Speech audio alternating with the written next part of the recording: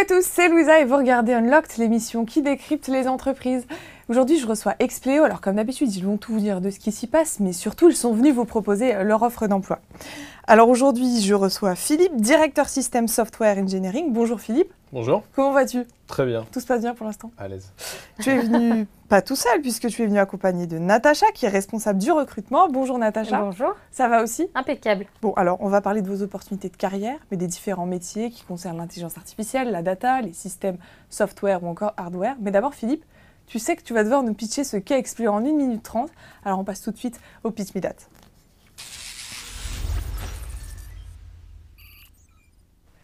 Alors Philippe, Expléo c'est quoi? Alors tout d'abord, déjà Expléo, c'est le nouveau nom qu'on a donné à notre groupe cette année, qui en fait est issu de la fusion de nos deux entités Assystem Technologies et SQS. Donc on est une société de conseil en ingénierie, on intervient sur toutes les disciplines de l'ingénieur, en partant de la supply chain, le manufacturing, la logistique, la conception mécanique, l'étude des matériaux, la simulation, mais aussi les activités du système comme le développement logiciel, les développements de systèmes embarqués, développement de cartes électroniques, la validation, le diagnostic. On accompagne aussi nos clients sur leur transformation digitale via les compétences que l'on a, encore une fois, donc sur le développement logiciel, mais aussi l'intelligence artificielle, la cybersécurité, la data science, le domaine de l'IT et aussi la gestion de projet, parce que c'est quand même un vrai savoir-faire. Et on intervient dans tous les secteurs de l'industrie, tous les secteurs à forte tension technique, comme l'automobile, l'aéronautique, le spatial, la défense, le naval, la banque finance assurance, le life science ou encore le ferroviaire. Bah, les 1 minute 30 sont remplies, on peut cocher ça déjà. D'accord. Aujourd'hui, vous êtes à la recherche des nouveaux talents pour perpétuer votre croissance, mais aussi il y a énormément de recrutements qui sont ouverts, notamment pour les alternants. Enfin ça, Natacha, tu vas nous en parler tout à l'heure. Alors on va voir justement ce que vous proposez aux jeunes talents et les profils que vous recherchez. Alors on passe à la suite.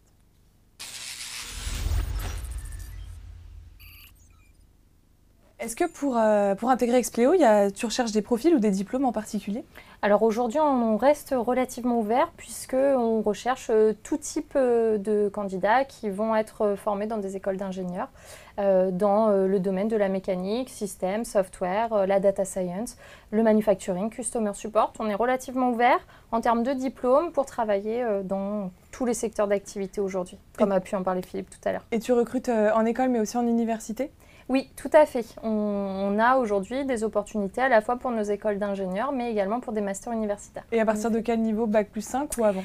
Alors, on va avoir les deux typologies, puisqu'aujourd'hui, on a des activités pour des profils orientés plutôt techniciens, Bac plus 2, Bac plus 3, sortie de DUT ou licence professionnelle. Et puis, on va avoir également des opportunités pour nos collaborateurs en Bac plus 5, nos candidats sortis d'école et de master.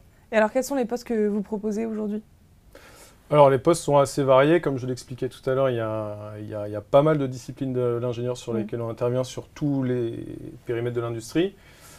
Donc on peut avoir des projets, si on prend un exemple dans l'automobile, où on va travailler sur de la validation de systèmes embarqués, donc les calculateurs qui font fonctionner le moteur ou qui font fonctionner tous les systèmes que vous avez dans votre habitacle. On va pouvoir développer les modules de contrôle-commande qui vont les faire fonctionner entre eux, faire la validation pour s'assurer bien évidemment que ça parle bien et que ça fonctionne bien.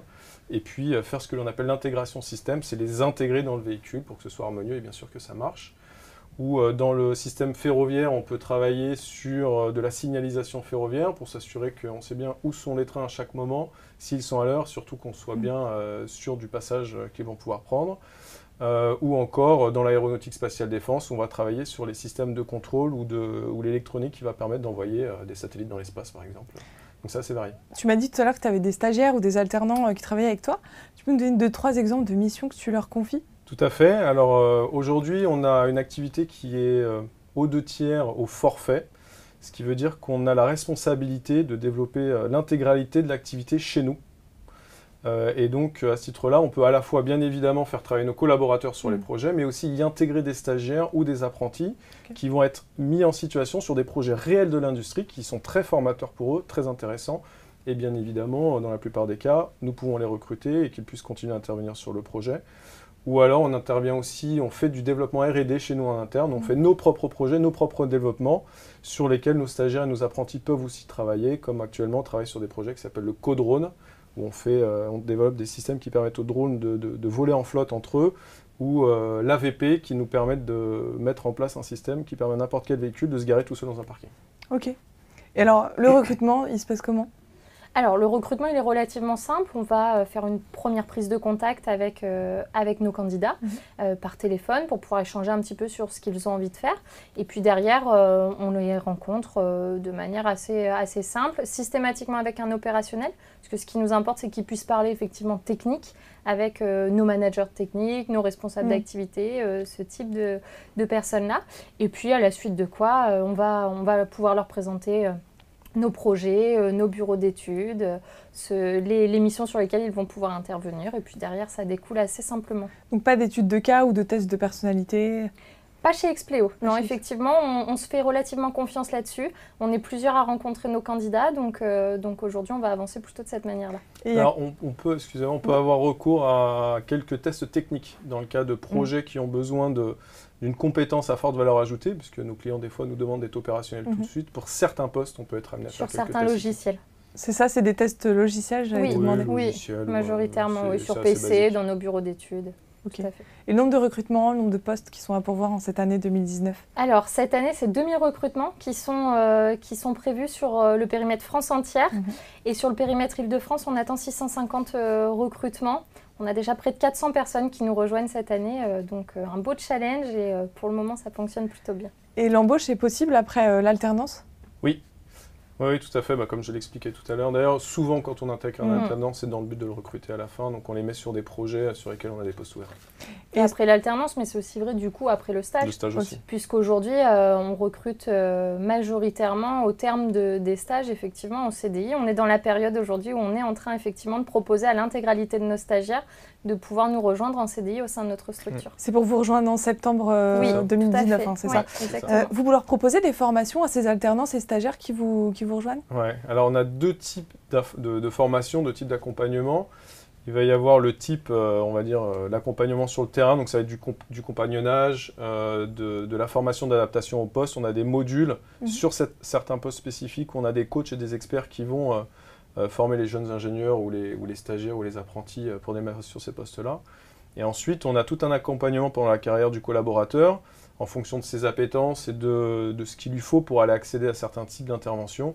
On a une centaine de modules qui ont été développés par nos experts métiers en interne et nos responsables métiers qui sont mis à disposition en fonction des velléités de chacun pour leur permettre d'accéder à certains postes. Donc c'est plutôt des parcours sur mesure plutôt que des parcours types. Tout à fait. On va s'adapter effectivement à la personne et à eux aussi ce qu'elle veut faire et ce vers quoi elle veut s'orienter. Et est-ce que le métier d'ingénieur se féminise chez Expleo ? Oui, tout à fait.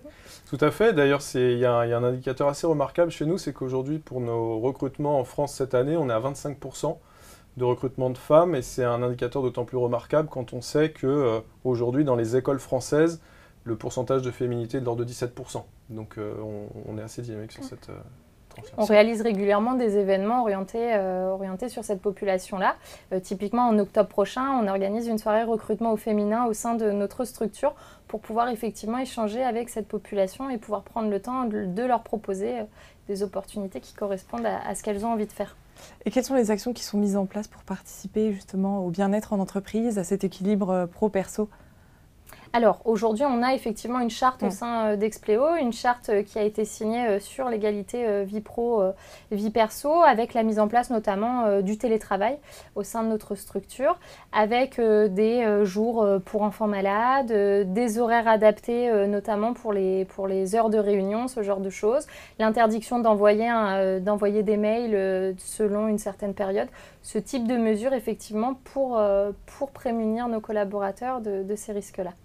Et on a aussi un chantier que l'on déploie sur toute l'année qui s'appelle Great Place to Work, où on met en place un certain nombre de workshops où tout le monde peut participer, donner des idées pour améliorer la vie au travail au sein d'Expleo. Et en fonction de ces 10 idées, on en choisit certaines, on les passe en comité de direction et on décide de celles qu'on va mettre en place dès cette année ou l'année prochaine. Mais toutes ces idées seront montées au niveau du quotidien. Je vous ai posé pas mal de questions, mais je ne suis pas la seule.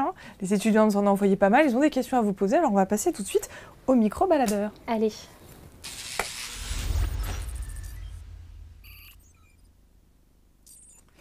Allez, on prend la première question, c'est parti. Je voulais vous demander quelles sont les possibilités d'évolution dans l'entreprise.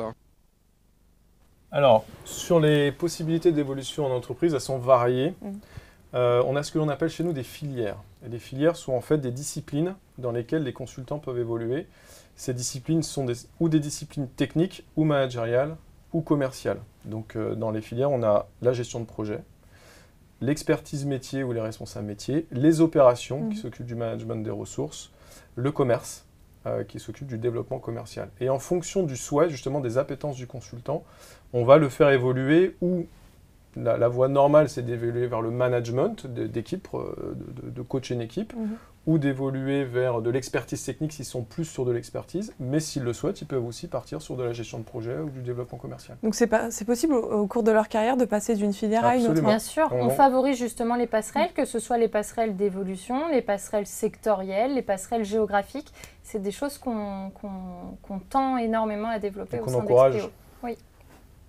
On prend la deuxième question.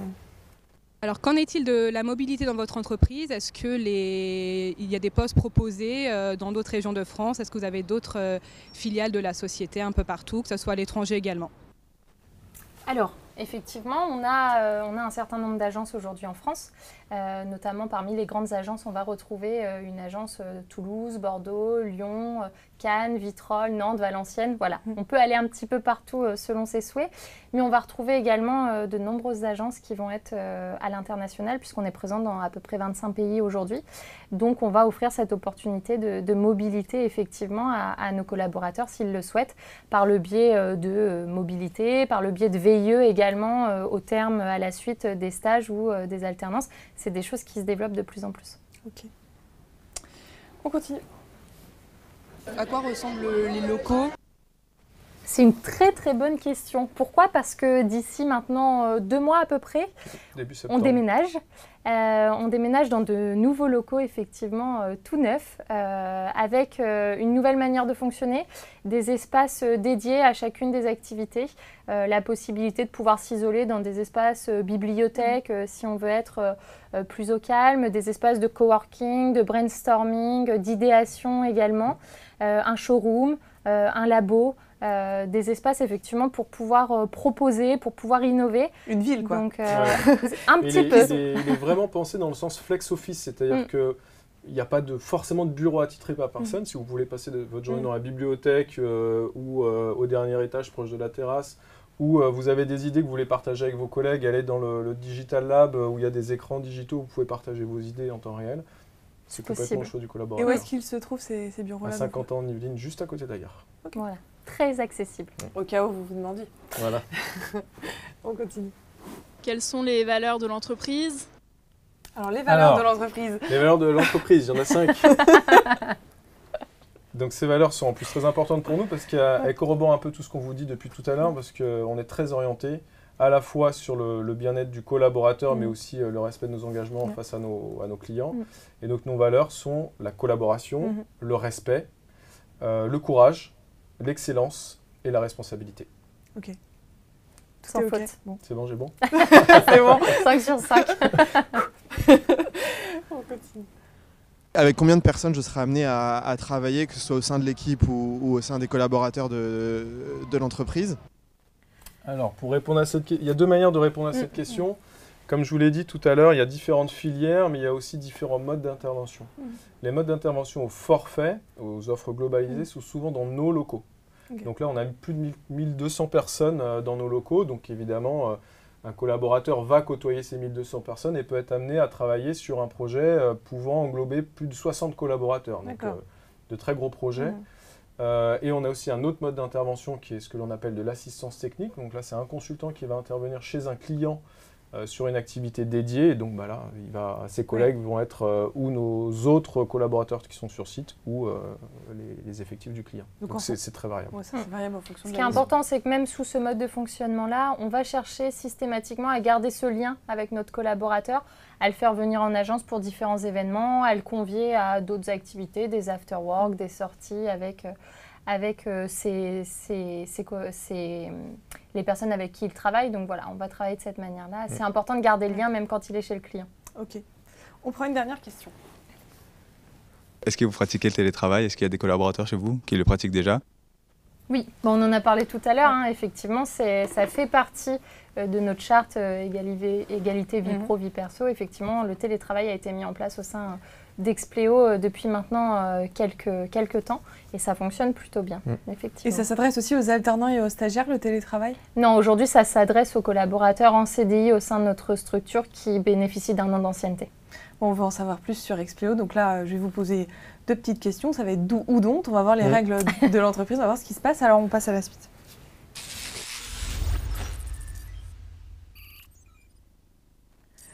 Vous l'avez compris, je vous pose la question, vous me dites d'où ou dont. Hein. On essaie de répondre en même temps. Et la même réponse. Alors, porter une tenue décontractée en entretien. Don't.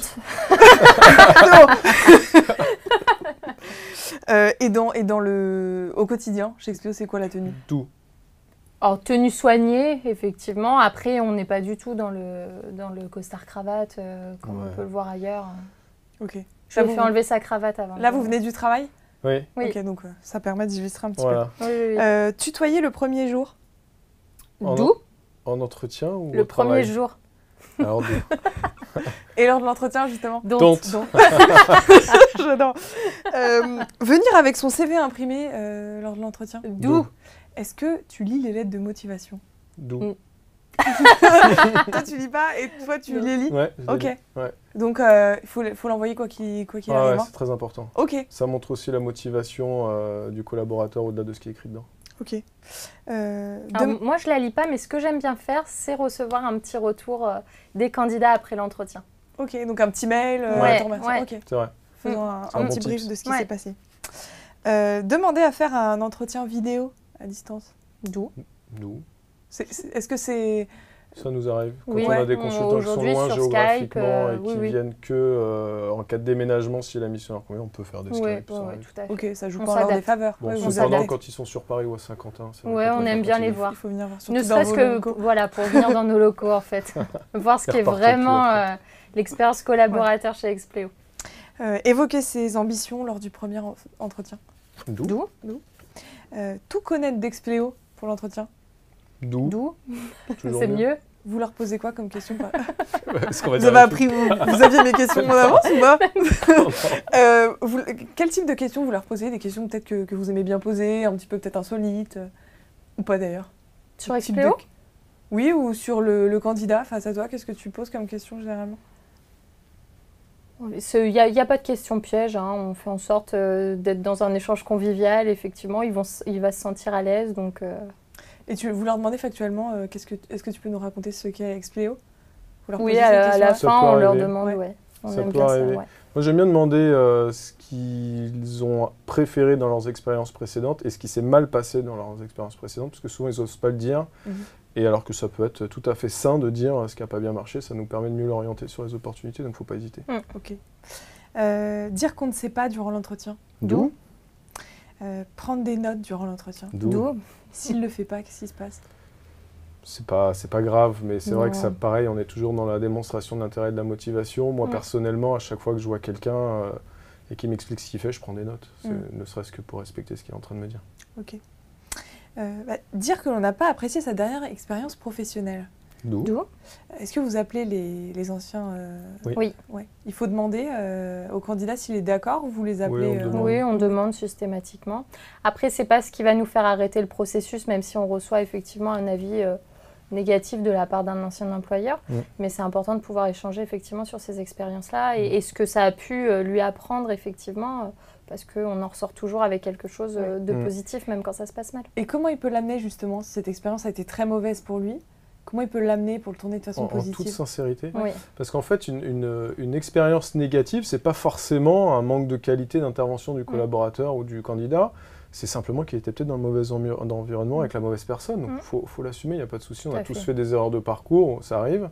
Et justement, de le savoir, ça nous permet de mieux l'orienter sur la suite et de savoir ce qui ne matche pas avec lui et ce qui pourrait mieux matcher. Le plus simplement possible. Utiliser les réseaux sociaux pour postuler. Alors, réseaux sociaux, c'est Facebook, Instagram. Alors, je ne connais pas.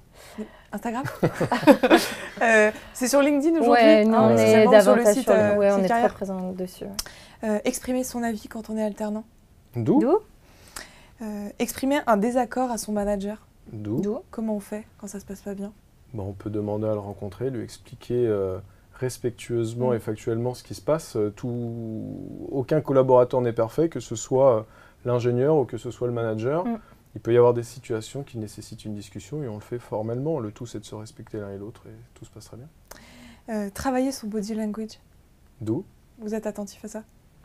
Oui, après, le travailler, faut aussi rester naturel parce que ça va se ressentir et on va rapidement le voir. Donc, je pense que la meilleure des façons, c'est encore de rester le plus simple et le plus naturel possible. Et enfin, mettre en avant ses soft skills. D'où plutôt que ses hard skills. Les deux. Les deux, hein. C'est au même niveau chez vous? Oui, ça reste un point important. On recrute, on sollicite beaucoup forcément les candidats où ils viennent vers nous. Ce qu'on regarde la première interface, c'est le CV, donc c'est plutôt les compétences techniques.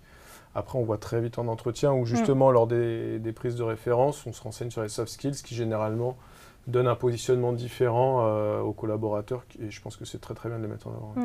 Voilà, c'est le moment de votre carte blanche. Vous allez pouvoir dire ce que vous avez envie de dire. Alors, on passe à la suite.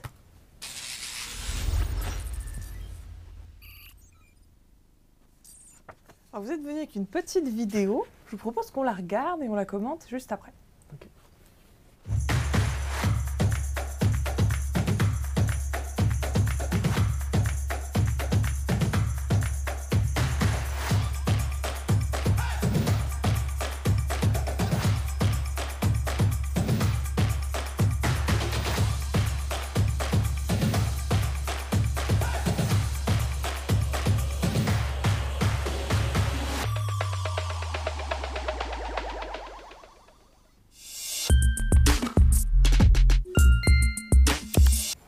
Alors, quel est ce rendez-vous du mois de juillet?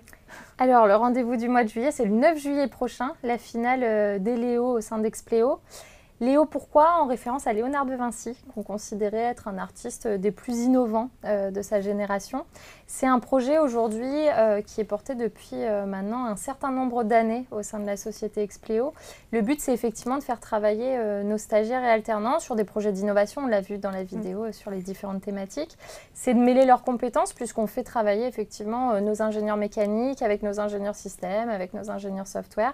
Ils vont mettre en lien toutes leurs compétences pour pouvoir travailler sur ces sujets-là et les présenter à un jury qui est composé de membres de la direction et d'experts techniques de notre structure.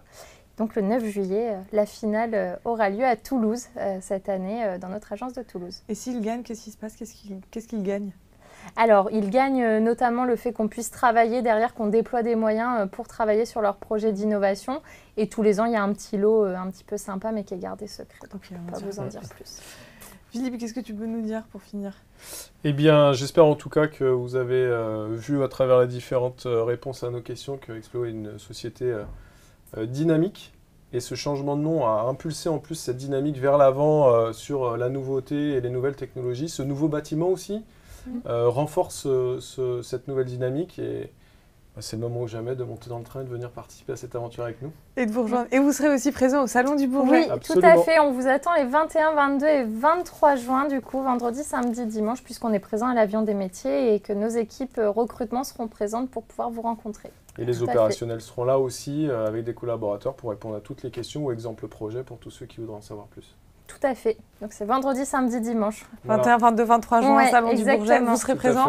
Oui, bien sûr. Demandez Natacha et Philippe, maintenant vous les connaissez. On pourra se tutoyer. En tout cas, chez vous, si vous êtes intéressé, il vous suffit de postuler sur johnexpleogroup.com.